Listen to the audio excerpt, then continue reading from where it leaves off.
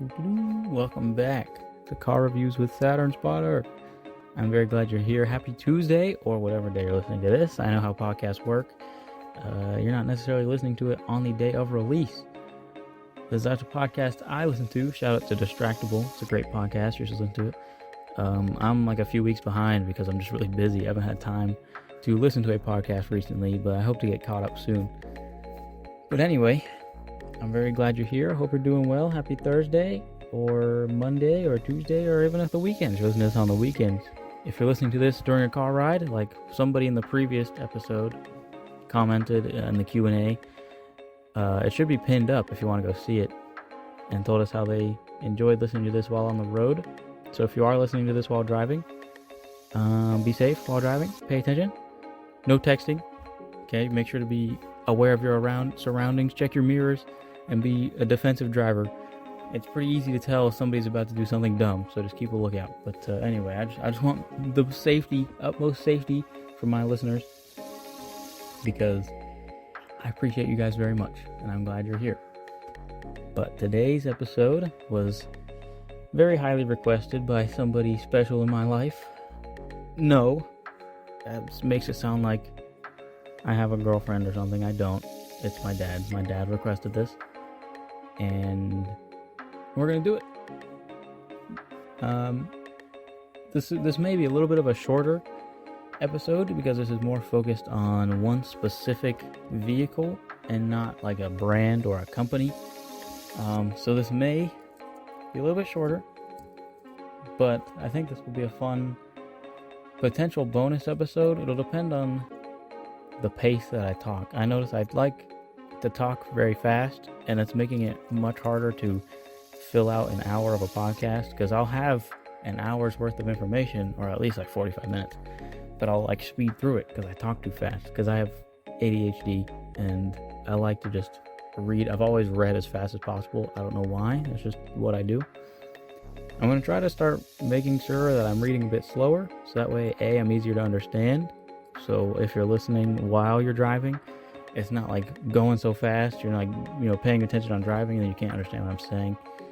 Or if you're just hanging out doing something else, like at work, it's a little bit more chill. It's not like a very super high energy, stressful podcast, because I don't want to cause that. I want it to be a nice chill. Like, I want it to be good energy, a little bit of high energy here and there, but I want it to be chill. You can relax while listening to it. It's nothing crazy, nothing that'll stress you out because I'm talking too fast, or be hard to listen to. At least that's the goal. So yeah, but if you're one of the people listening, this is what, episode 8? I think this is episode 8. Let's see. If it is, that means I've been doing this for about a month. This would mean this would be the last week, and then next podcast will be a month that I started doing this. That's crazy. I believe. Let me think. Because I do 2 episodes a week, and 2 times 4 weeks in a month would be 8. So, yeah. Hey, if you didn't know math, there you go. If you need help on your math homework, there you go. I just answered that question for you. Also, shout out to my listeners from Turkey. I was looking through my stats the other day, and apparently I have 2% listeners from Turkey, so that's really cool. Welcome. This is mostly about cars from the U.S. and my knowledge of cars from the U.S., but I'd be definitely happy to learn about some Turkey brands. And I'm not talking about the food, guys. Thanksgiving's over. But that was cool to see. I like that. I think I may have mentioned that already, actually, now that I think about it.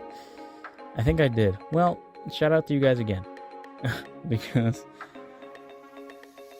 it's pretty cool. It's cool to see. I've gotten a lot more reach than I thought I would get with this podcast in only a month, and it's really cool. And I appreciate you guys so much. If we can get more listeners within the past 90 days of a certain regimen, I can unlock some cool stuff and cool extra surprises and goodies for the podcast. So I'm pretty excited for that. I think that'll be really cool. But anyway, the music should be back. Hopefully. If it's not, I'm really sorry. I know the episodes are really not as good. They're kind of weird with no music because it's only my voice. The background music's really nice, and it helps with that relaxing, chill feel I'm trying to go with. If it's not, I'm really sorry.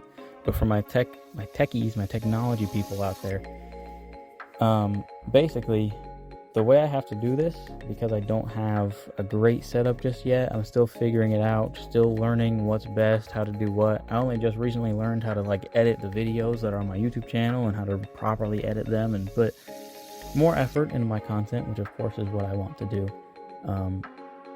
What I do here is I don't have a microphone yet. So right now my current way of doing this is I use an app on my phone to record my voice. Then I use OBS Studio to record what you guys are seeing right now, which all you're seeing is the car reviews with SaturnSpotter picture key art, if you would like to call it. So then I take both of those files individually, put them into DaVinci Resolve, put the audio over the video, and now what I'm trying is I'm going to then add the music audio as well. So that way I think that's the best way I'm going to do it. Because before, when I didn't have video, Spotify for podcasters, which used to be called Anchor, would allow you to automatically put background music into your podcast episode. You would be able to choose from a little variety of songs and stuff like that. But apparently, for some reason, Spotify, if you're listening, please fix this. They don't let you do that if it's a video podcast. I don't understand why, but it makes it I have to do a lot more work. It's going to take a lot more time to get this done, which, I mean, I'm still going to do it, and I'm willing to do it. It's just frustrating because it's going to be a bit longer of a process, and I'm pretty busy because I do work a full-time job and then come home and then continue to do my second job, which is by choice, but I enjoy doing it, so that's why I do it. So hopefully Spotify, if you're listening to this, you can let me put music in the background automatically on your website. It makes it so much easier. It saves me time. It saves me disk space on my phone and my computer. But eventually, once I get my microphone, my webcam, my green screen set up, it's going to be a lot smoother process. All the audio and video is going to already be connected as one. I'm not going to have to connect those. And then the background music, I could probably record at the same time, potentially. I think I could. I'd only have to record it once and then just do the little touch-up edits here and there, the things I normally do, and then we'd be done. I wouldn't have to mix the audios together with the video and then wait for the editing software to render it, which takes sometimes up to 30 minutes, which isn't that long, but it's just a little bit frustrating because I do have YouTube videos to edit and stuff like that as well. And then combine all that and then make sure it works and then go to the Spotify thing. I know it's a first world problem, very heavily a first world problem, but it is a struggle, and I would appreciate if it was a little bit easier. But hey, I don't control it. It's all on Spotify. If they did that on purpose, then that was their choice, and they can do what they want to do. But I just think it'd be a little bit easier, it'd run a little bit smoother. But here we are. I'm working my way around it regardless. So, as you can tell by the title of today's potential bonus episode, depending on how long it takes, today's episode is about a specific car and not a brand or a company like previous episodes. This is about the Chevrolet Avalanche. This was highly requested by my dad, so I'm going to go ahead and do it for him. If you look on your screen, there's the first picture my dad took of his truck, his 2004 Chevy Avalanche. It's I know he's listening to this. I'm not trying to be mean, but the picture's a little blurry. It's a little blurry. I mean, it's a good picture. The truck looks good. I like the wheels. You have different wheels on it now. I'm just saying it's a little blurry. I thought maybe you had pictures of what it looks like now, because he has a lot of cool stuff done to it. But apparently he didn't. This is the only picture he sent me. I asked him to send me pictures of his truck I told him no specific reason, and this is what I got. But I mean, hey, it's cool. It's still a good picture. It's just a little blurry. I'm not dissing you. I appreciate it. You're a cool dad.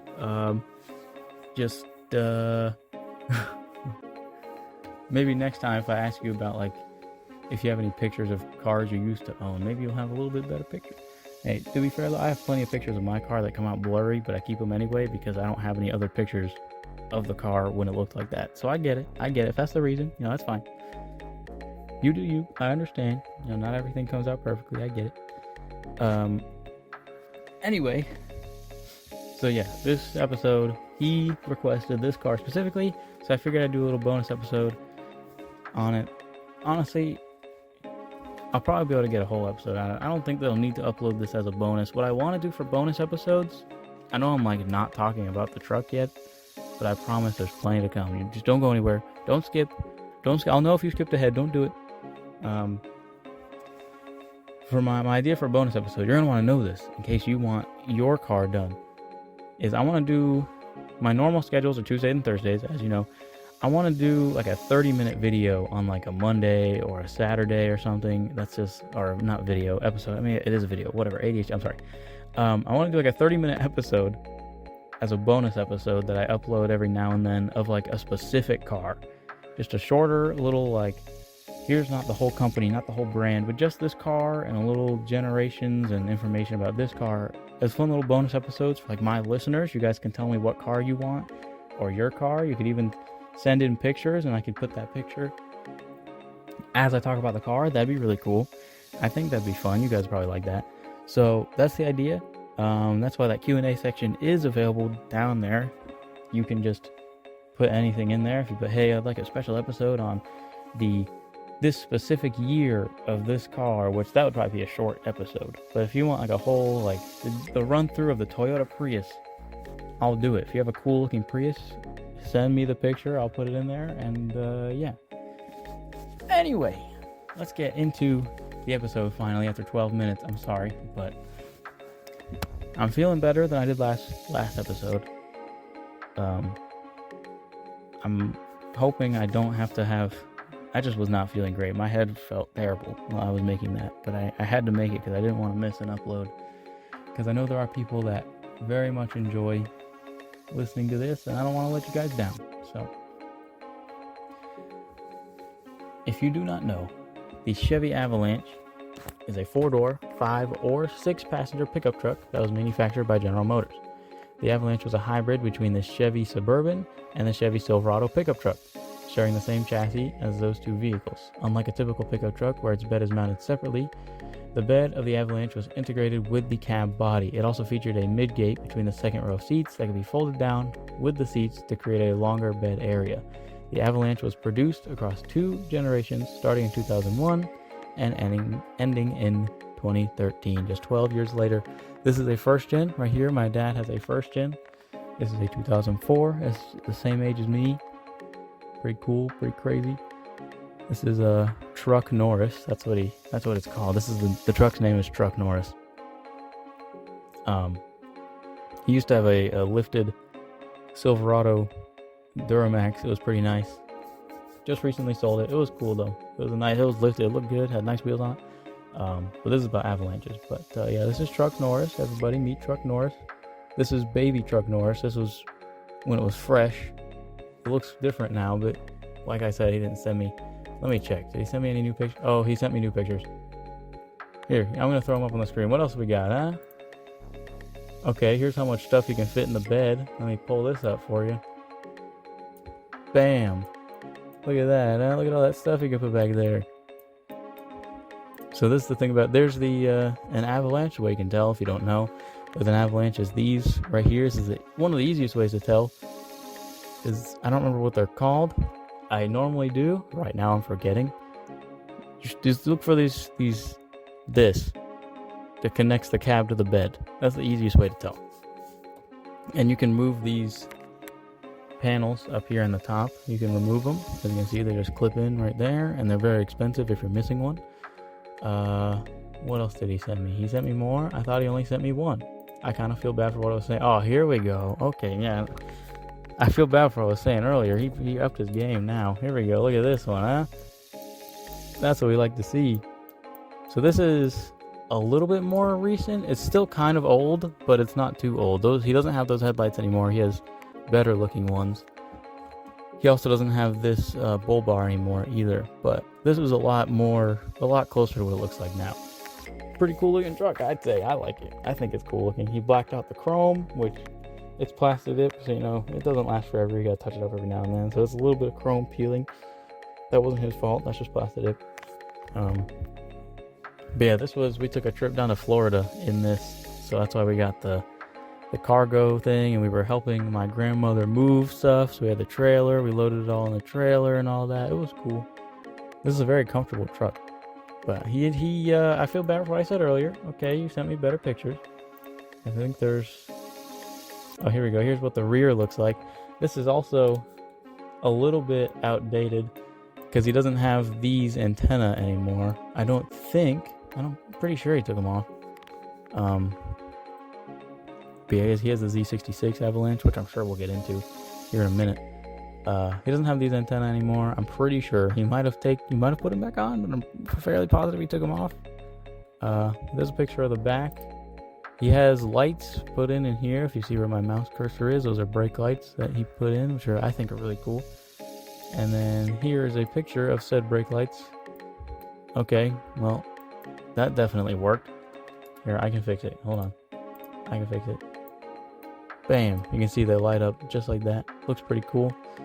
And there's this pretty cool looking brake light. I've never actually noticed these right here. I never noticed that.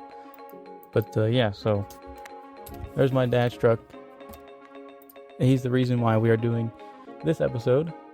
I feel bad for dissing him earlier. He did send more pictures. I just didn't give him enough time. I wasn't paying attention. Sorry. I'm sorry. I didn't mean it. You're good with technology. I didn't mean it. I apologize. But yeah, breaking with a long-standing tradition, the Avalanche was not available as a GMC, but only as a Chevy. Instead, Cadillac would sell a rebadged Avalanche. However, the midgate design would be adapted for use on a GMC Envoy and Envoy. I don't remember how to say that. I know some people say Envoy. I've heard people say Envoy. It's a accent thing. And the Hummer H2. So the first generation was from 2001 to 2006. The Avalanche was launched in September of 2001 as a 2002 model on the GM 2800 T800 platform. First-year Avalanches featured light gray plastic body cladding intended to provide visual distinction from the Suburban or the Yukon. The Avalanche also gave the public an advanced look into the next generation of front fascia designs for the entire GM line. A full-length chrome strip splits each lamp assembly and the grille with a gold Chevrolet bow tie in the center, of course. The hood and fenders featured aggressive folds in contrast to the softer design seen on other models built on the GM T800 platform. So this is what the cladding looks like, which honestly, I don't like it as much. I think the non-platted looks way better. I don't like the way it ends on the fenders here. I feel like if they made it go through, no, that'd probably look worse. I don't know how you could make this look better. Also, the front just looks less aggressive with the big plastic bumper. But hey, that's just me. That's just my opinion. Avalanche was nominated for a North American SUV of the Year award and was Motor Trend Magazine's Truck of the Year for 2002. I don't know if I'd consider this an SUV. I would only consider it as a truck, but hey, at least it won an award, so that's cool.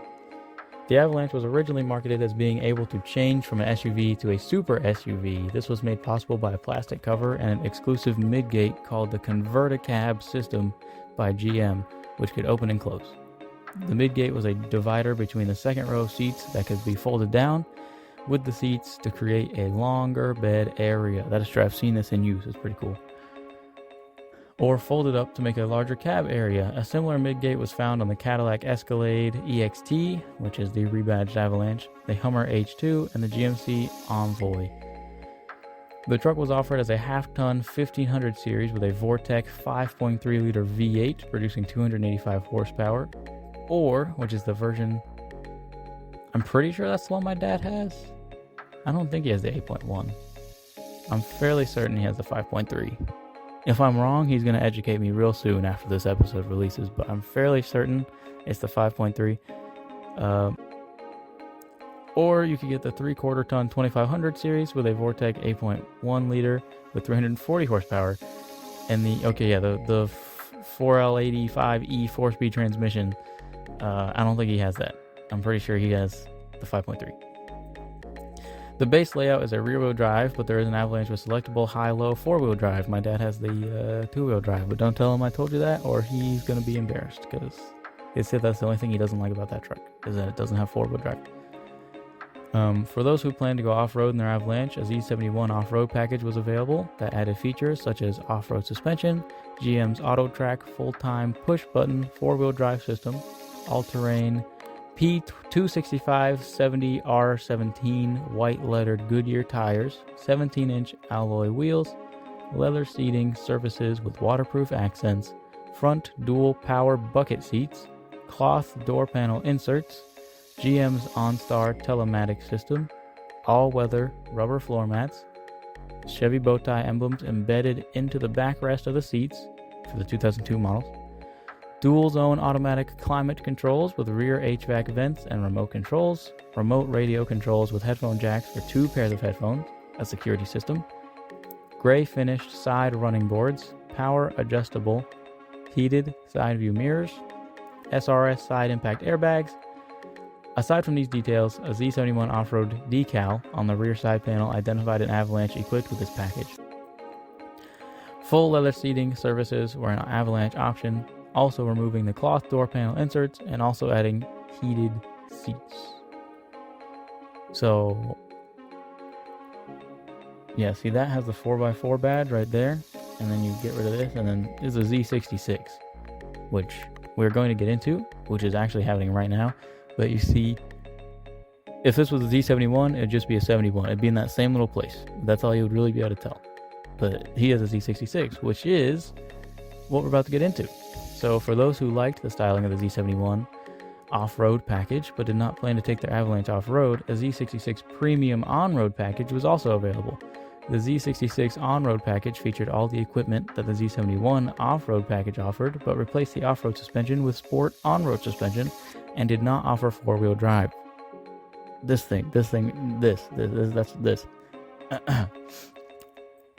Aside from these details, the Z66 on-road sticker on the rear side panel identified an Avalanche equipped with this package, as the Z71 off-road package, full leather seating surfaces without the cloth accents were an available option, also removing the cloth door panel inserts, and also added heated front seats. There's the thing. So there you go. Now you know. Now you've learned about what vehicle my father drives. To further distinguish it from its Silverado siblings, the Avalanche was practically fully equipped and only came with body side cladding. The Avalanche includes features such as 16-inch alloy wheels and tires, and they were chromed steel on the 2500 model, an AM/FM stereo with a single disc CD player and 6 speakers, cloth seating surfaces, front bench seat with power front driver's seat, power windows, power door locks, keyless entry, full instrumentation, dual front airbags and air conditioning. Options included the OnStar telematic system, cassette player, leather seating surfaces, front dual power bucket seats that could be heated, and side airbags for the front seats. A North Face edition in partnership with the North Face brand included limited exterior color options, a unique black-green leather interior, special interior ornamentation and decals, white-faced gauges, the OnStar telematic system, specially colored door panel inserts, and speaker grills, and more.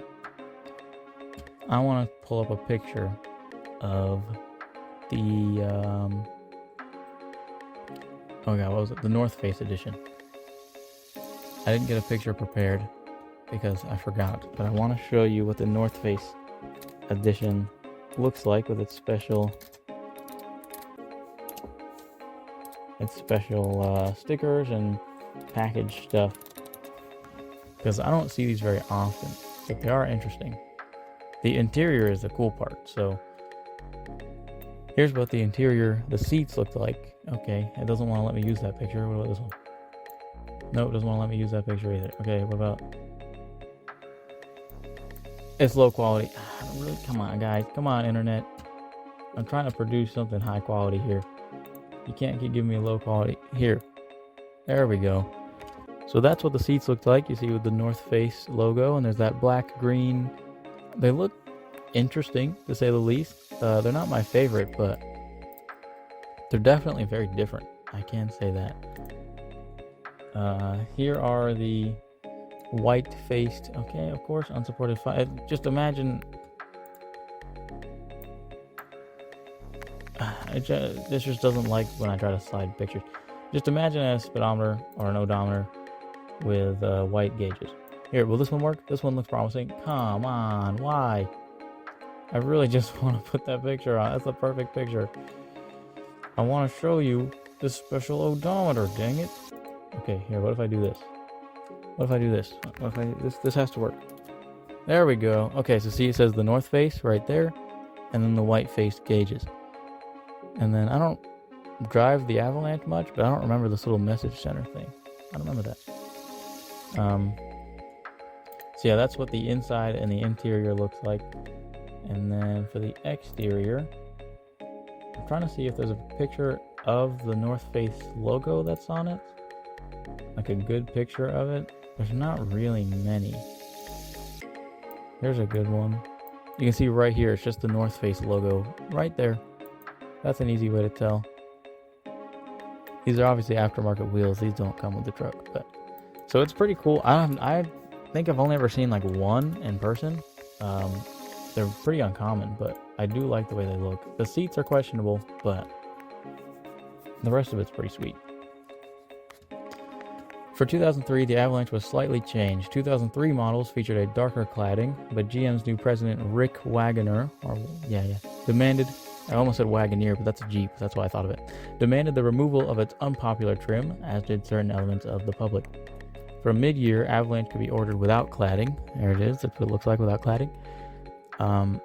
The uncladded model, known as the Without Body Hardware, or WBH, and alternatively called Slick Sides by GM marketers, resembles the 2003-2005 Silverado in the front, and new interior shared with the Chevy Tahoe and the Suburban added a new, larger steering wheel with subsequent audio system and OnStar controls and cruise control, an optional 6-speaker premium Bose sound system with external amplifier, a new gauge cluster with information center. Oh, that explains that. Memory for the front driver's seats, brake and accelerator pedals with side view mirror position on some models, not all of them. New radio head units, which include an AM/FM stereo with single disc CD-MP3 player and a radio data system, or an AM/FM stereo with 6-disc CD-MP3 changer and radio data system. I'm pretty sure this is the one my dad has because I'm fairly certain he has like 6 CDs in there. I don't think he has a single CD. Optional XM satellite radio, standard OnStar telematic system, optional rear audio controls with headphone jacks, an optional rear DVD entertainment system by Panasonic with wireless headphones, new warning chimes that play through the vehicle's audio system instead of through a separate speaker behind the dashboard, and newly available 17-inch alloy wheels and tires. So there's like the update. That pretty much explains. He has the 04, so that started in 03 when they got the uncladded version. Let's see. A pre-production version of the Avalanche was shown as the Avalanche Base Camp Concept. I want to get a picture of this shown up here in a second for you. The truck, which carried the vehicle identification number of, if you want to see, I'll read it out. I guess you can look it up if you want. I wasn't going to say it because it's a VIN number. It's kind of boring, but 1GCFK13U32X4618EX was painted in bright yellow clear coat and featured a neutral cloth interior with contrasting yellow trim on the seats and Chevy Bowtime emblems on the seat belts, speaker grills, and door panels, as well as Cadillac Escalade style wood trim on the instrument panel. The truck was powered by the 6-liter Vortec V8 engine, which was not offered on the production Avalanche. In addition, the Avalanche Base Camp Concept featured unique accessories that were not available on the production truck. So now I want to get that picture for you as you listen to the rest of it. That way you have something to look at if you're curious as I'm describing it. Here it is. Ooh, actually I've not, that's pretty cool. I haven't seen this before. I haven't looked up a picture until now. Look at that. That's pretty cool. I'll switch the pictures around here in a minute, but such as Bose premium audio system, which included a bass module, subwoofer, and bedside mounted speakers, a unique roof rack, a rear DVD entertainment system with 3 LCD monitors, dual Nokia cellular phones with color coordinated yellow faceplates, a keyless ignition system that included a push button to start, a battery cutoff switch, for show purposes, I put, a trailer hitch mounted cooler, a unique front brush guard and side running boards. That's definitely pretty unique, although those kind of look like what I've seen on normal ones, but this definitely doesn't. Does it say Avalanche across the front? I bet it does. We'll have to look. A bed painted to match the interior of the vehicle, a diamond plate tailgate liner, a bed mounted LCD screen, Avalanche base camp embossing on the body side cladding. Okay, that's probably what it says. Oh yeah, you see it right there. Base camp right underneath Avalanche. And a mobile cooking stove and sink, among other accessories. So you could cook on this thing. Oh yeah, you can see the yellow seats. I don't know if I'm a fan of the yellow seats personally, but the color's cool. I don't know if I'd want to be sitting in a yellow truck though. The vehicle was sold at the 2006 Barrett-Jackson collector car auction in Palm Beach, Florida for $20,900, which is around $30,000 now. It was later listed with 2,000 miles on Cars and Bids in July 2023. It doesn't say how much it sold for. I couldn't find it. I might be able to find I couldn't find it. I'll look it up at the end of the episode. I will look it up. Let's get some more pictures of what the rest of this says. So I was right. It does say Avalanche right across the front. Let me pull that up for you. If I can. Oh, come on. Come on, internet. Don't mess with me here. There we go. It does say Avalanche on the front bumper. I was right. It's definitely, I mean, like, it's a cool looking guard. I kind of like it. And you got the Avalanche bug guard here, and you can see the yellow seats in there. We got some more pictures. Oh, here's the tailgate or the tow hitch mounted cooler. That's pretty sweet. And there's the diamond plated bed and steps, so that the inside of the bed just looks like what's up here. But that's cool. You could literally just slap a cooler onto your tow hitch.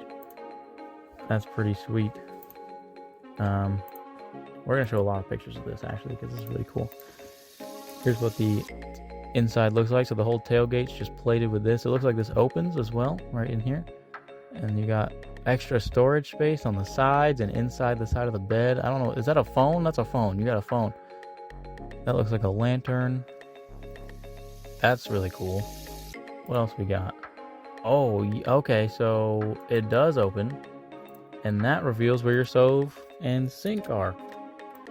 So inside that, when you open that up, it goes like this. And then there's your stove and your sink. You get a cutting board and it looks like a cup holder. Or that could just be where it locks. I bet you could use it as a cup holder if it's small enough. That's really cool. Let's get some of this mess out of the way here. Make it a little bit easier. Here is a better picture of what's in the side. See there, you got a lantern, you got some cups, pots, pans, you got that phone right there, which is crazy. We have the other side, which is just some other stuff. Here's what the interior looks like. You have another phone on the interior. Look at that. I mean, the wood grain, that doesn't look bad, but it doesn't go great with tan, if I'm being honest. It looks different though. It looks comfortable, that's for sure. That's for sure. It looks very comfortable. In this next picture, you can see the Chevy embroidered seats, which look very cool. I will not lie, that looks cool. It's not as much yellow as I thought. That's not too bad. I mean, there's definitely a lot of yellow. The colors yellow and tan do not mash very well together. I'm sorry to say it. They're just not great colliding colors. I don't think, when I think of tan and wanting to wear something with a tan outfit, I don't think to put on a yellow shirt. That's all I'm saying. This picture, you can see the screens in the headrest, in the back of the headrest. You can see I play a movie on that, I'm assuming. Honestly, this thing's pretty cool. Here's a picture of that 6-liter Vortec engine, the only Avalanche that came with this engine. Look at that beefy motor that's covered up by all this plastic, so you can't really actually see it that well because it's all covered up by plastic. And that's really it for pictures we got for it, so that's really cool. Hey Dad, you should find one for sale and buy it. Actually, I think he was telling me about somebody, and he's in an Avalanche group on like Facebook and stuff. I think he was telling me somebody actually found one or something similar, like a rebuilt version of it. Like they took their Avalanche and basically turned it into this. I think it might have been the actual one that somebody bought. I think he was talking about that, if I remember. That was a long time ago though. If I remember correctly, he did bring that up. Okay, so that's pretty cool. Soon after the release of the Chevy Avalanche, customers began to notice cosmetic problems with the cladding on their vehicles. Over time, exposure to heat and sunlight would cause a chalky, faded appearance. Nothing wrong with chalk, right guys? It was especially noticeable on the cargo bed panels and sail pan. That's what they're called, sail panels. The sails. That's what I've been thinking of this whole time. That's how you easily identify an Avalanche. Just look for the sails, because that's how you know that it's all. That's just the easiest way to know. Or it could be the Escalade as well. Or not Escalade, the Cadillac.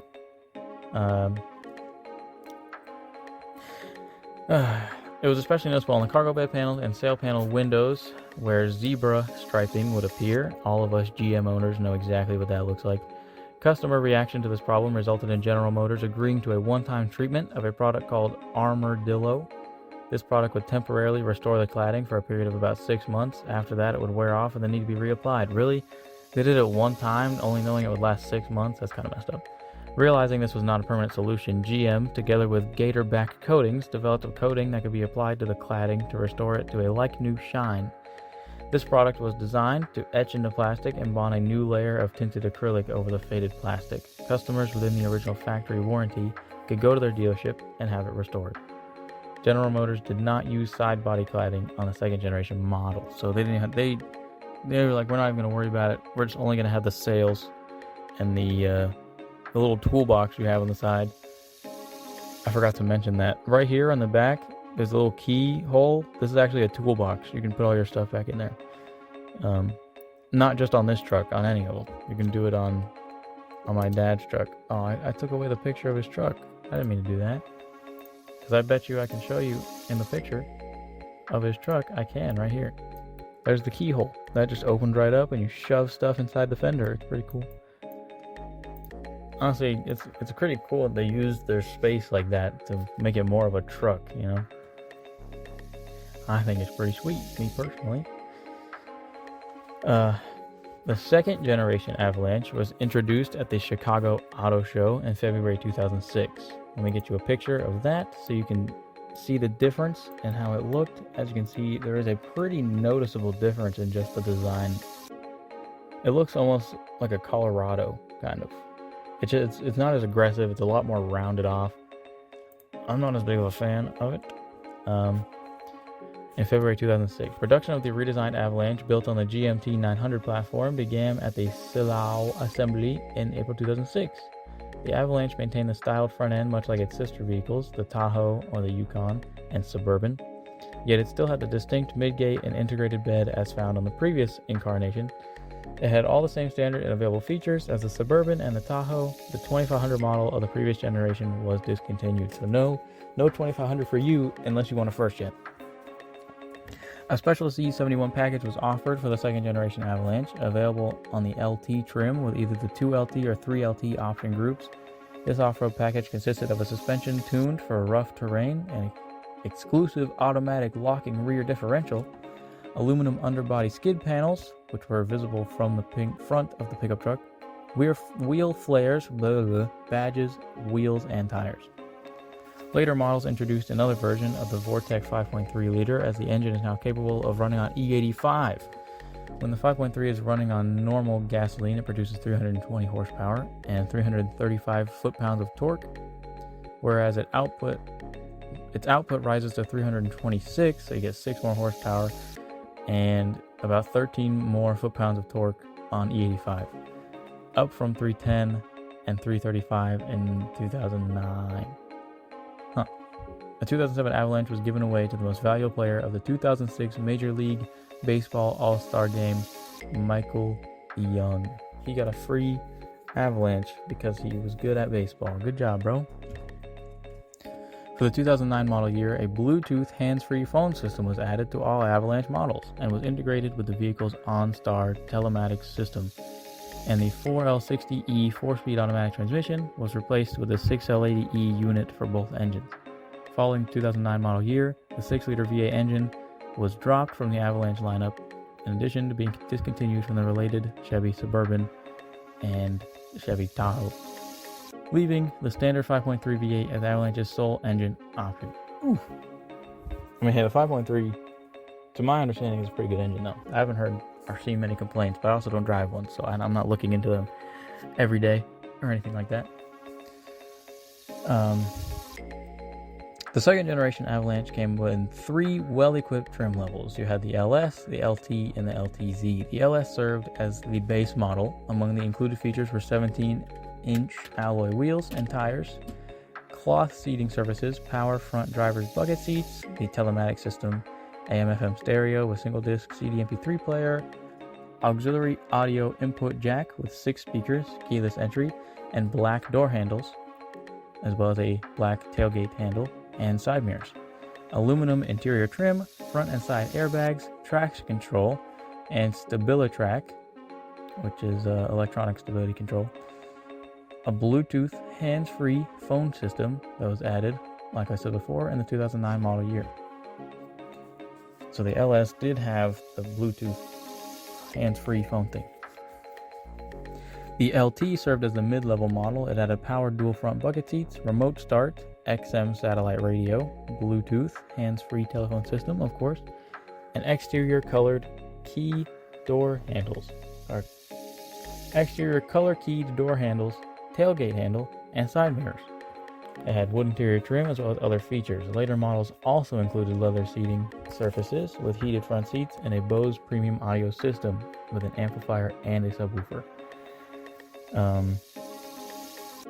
The LTZ was the top of the line model. It added leather seating surfaces, security alarm, an AM/FM stereo with a 6-disc CD/MP3 DVD changer. You put a DVD in it for those TVs in the back. An 8-speaker premium Bose Centerpoint amplified surround sound system, memory for the front driver's seat, 20-inch polished alloy wheels and tires, and rear seat audio and video system controls, and the trim-exclusive self-leveling auto-ride suspension. That's pretty cool. Later models also included a touchscreen GPS navigation system with SiriusXM travel link services and a rear backup camera system. A Bluetooth hands-free system was also available for the LTZ starting in 2009. So then we have, I'm going to throw up a picture of it right here for you and explain what it is you're looking at. This is the Black Diamond Edition. For the 2013 model year, all 3 trim levels of the Avalanche were sold as a special edition Black Diamond to commemorate the final year of production. While options and packages were virtually unchanged from the 2012 model year, all 2013 Avalanches received special Black Diamond Edition badging on the rear pillars and rear tailgate. And buyers also received a personalized coffee table book. Really? Shipped to them after purchase that included a copy of their Avalanche's window sticker. That's really cool. As well as a letter from Chevy congratulating them on their purchase. The book included information about the development of the original 2002 Chevy Avalanche, as well as behind-the-scenes photos from the assembly, showing the Avalanche being assembled and Avalanche owners' photos of their trucks. That's really cool, actually. Not many companies do that kind of stuff nowadays. That's really, really sweet. This came with, of course, the 5.3-liter Vortec and the 6-liter Vortec Max with a VVT and active fuel management. Production of the Avalanche ended after the 2013 model year, after 2011 saw a sales decline of 2.6% to 20,088 vehicles. Production of the Cadillac Escalade also ended after the 2013 model year, which is a little sad because it was one of the only trucks that was actually like this, with a combined bed and all the cool features it had, and not a lot of trucks really look like that. A lot of trucks, especially nowadays, are starting to look basically the same, if we're being honest.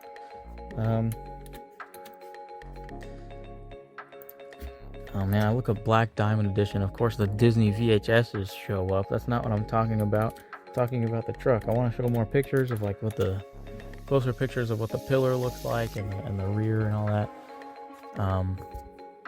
But yeah, they were unique trucks. They weren't just a run-of-the-mill pickup truck. Here's what, oh my goodness, of course you're gonna do that to me. Here's what the badge looks like up close. You see it says 2002, 2013, Black Diamond Avalanche, and then it has, an avalanche, snowy mountains. That's where avalanches happen. So that is what is right here on the truck. I'm gonna leave it up a little bit longer so you can look at it more if you want to. Let's get this out of the way because it looks messy. There we go. So yeah, I actually have seen a few of these in person. I know this was a long time ago. Me and my dad, and pretty sure my brother was there too. We went up to Tennessee for an Avalanche truck meet, and I believe there was one of these here, or one of them there, I should say. So they're cool. I know they're somewhat sought after because they are special edition, technically, and they're the last year they were made. But I still prefer the first gen. It could be because of the childhood correlation. That is very possible. But I also just genuinely think it looks a little bit better. I also like older GM cars more. And as that stuff gets newer, I start to like it less and less. But that's just me. That's just me. The Avalanche did win some rewards, even as the most recent one being in 2020, which is crazy. It got the 2002 Truck of the Year award from Motor Trend. It got the 2007 Best New Pickup Truck by Automotive Journalists Association of Canada, which, imagine going like on a snowy mountain with this thing in Canada. That'd be fun. It got the J.D. Power Highest Initial Quality Large Light Duty Pickup Truck Award in 2010 as well as 2013. And then it got the Consumer Reports number 6 on CR's 10 most reliable used pickup trucks for the 2012-2013 model years in 2020. So that is pretty cool.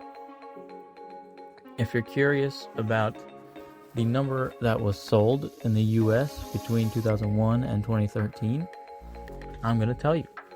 So I'm just going to, instead of saying specific numbers, because I want to not make this really terrible to listen to for the next 2 minutes, I'm just going to round them. So in 2001, there were 53,000 sold. In 2002, there were 90,000 sold. 2003, there were 94,000 sold. In 2004, there were 80,500 of them sold, which that's the most out of all of these, just spoiler alert.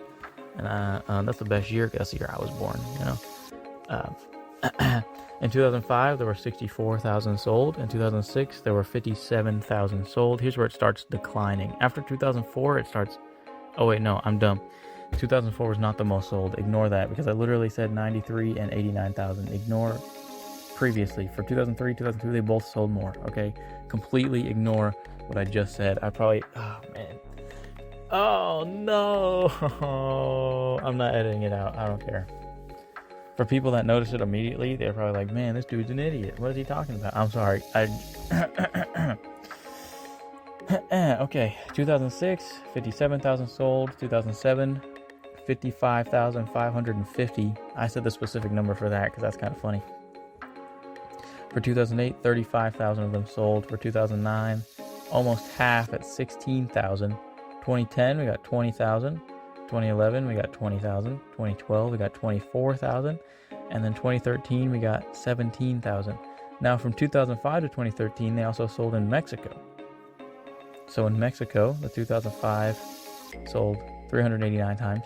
2006, there were 1,200 of them sold. 2007, there were 2,000 of them sold.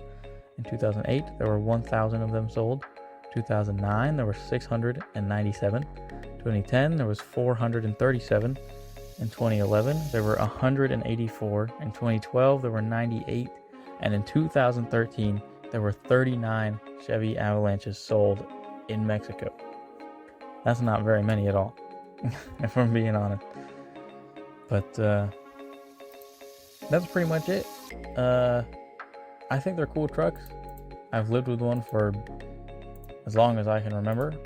and it's always been a comfortable ride, and it only has some issues, but that's because it's old and it's a work truck, and that happens. My car has issues too, but it doesn't mean I don't like it. I don't like the issues, but it doesn't mean I don't like the car. But this was a fun episode to make, and I'm glad I was feeling better, because feeling better and having better energy for this is so much nicer. Because when you feel like garbage, talking for an hour straight is not something you want to do. I did not feel good. I might end up redoing the Hugo episode someday in the future, when it's better quality, because I do kind of feel bad. That wasn't a great episode. I'll probably redo it and get more information. I'll probably have a guest. I'll probably redo it with a guest. I'll get somebody from Donut Media to come talk about it with me. I wish. Donut Media, please. You guys are cool. We've talked on Instagram before. You guys are great. Let's do a collab or something. Be on my podcast. Actually, they probably won't, because they have their own podcast, so they don't want to promote a podcast that isn't theirs. Well, a man can dream. A man can dream. Noriaro, though, Alexi Smith, YouTube channel Noriaro, if you're listening, dude, that would be sick. I'd love to collaborate with you. That guy's awesome. If you've never seen Noriaro, go check him out. He's an Australian. He moved to Japan a really long time ago for a job to do magazines, like a really, really long time ago. And now he's just been doing car content for years there. I've been watching for a long time. He's really cool. You should go check him out if you're into Japanese cars and drifting and really large Japanese car shows, stuff like that. It's really cool. He also commentates for some of the drifting. Oh, why can't I think of it? The professional drifting that happens, like D1 Grand Prix. He does commentations over those as well, so it's really cool. And me and him have talked before too. We've communicated with each other on Instagram and whatnot, and so it'd be cool to pull him up for an episode someday. But that will mark the end of today, this Thursday. I keep wanting to say this week, but I upload multiple per week, so that wouldn't really make sense. That's the end of today's episode. It was fun. I actually learned a little bit more about that special yellow one, which is pretty cool. I didn't know most of that. I had heard about it, but I never really looked much into it. So that's really cool to learn. And I hope you guys will notice more avalanches on the road now and point them out. And you know what? If you do, send them to me. Tag me. I'll show them to my dad. I'm sure he'd appreciate it. And yeah, that's pretty much it. If you see this avalanche on the road, if you've spotted me before, there are people that have, taken pictures of me driving down the road. Keep an eye out for this too. If you spot this and tag me in it, you're a legend. That'd be really cool. But anyway, thank you guys so much for listening. I'm so glad you're here. I hope you're having a great day. I hope you have an even better day now that you've listened to this podcast. And yeah, stay safe. I hope the rest of your trip goes good if you're driving. I hope the rest of your work day goes well and you get a raise of $10,000 more per hour. Good luck. We can all dream. And yeah, stay tuned for next week. You never know what I have in store, because it could be a bonus episode. I could surprisingly, out of nowhere, release an episode on a day I don't normally upload because it's a bonus or it's a special. I do know I want to do a holiday giveaway coming up soon, but I don't know what to give away yet. I'm thinking of doing making a shirt and giving away a shirt with a gift card and some other stuff. But I want to do a Christmas giveaway type thing. So make sure you stay updated on my Instagram if you want to be entered into that later this month. Hopefully, it should be later this month. If it's not later this month, it will be at least January. But yeah, I appreciate all of your support so very much. If you feel so inclined, please share this podcast with your friends and your buddies, or if you're in an Avalanche club, feel free to post a link to this in your Avalanche club, so we can get some more listeners, get some more people to answer my Q&As, so I know what episodes to do, because people haven't been responding to it. You don't have to, but it just would be cool. I'd like to do bonus episodes. I just don't have any to do right now, because nobody has told me a special car other than this one, which is my dad. But this was actually just a full length episode. This wasn't even just a bonus episode. I think it was special enough to be a full episode. But now, finally, yeah, I'll see you guys next time. Thank you so much for supporting me and everything I do.